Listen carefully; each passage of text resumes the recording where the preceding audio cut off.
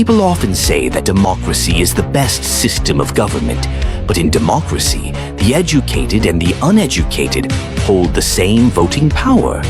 When knowledge and ignorance carry equal weight, spectacle defeats reason.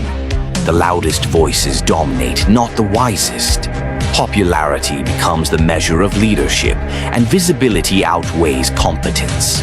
A society that prizes recognition over understanding is condemned to drift like a ship, guided by applause rather than skill. Decisions are made by those who shout the most, not by those who see clearly.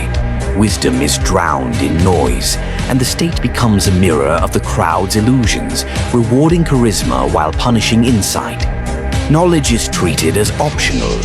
Survival belongs to the bold, the loud, and the unthinking. In such a world, the incapable rise and the capable perish quietly.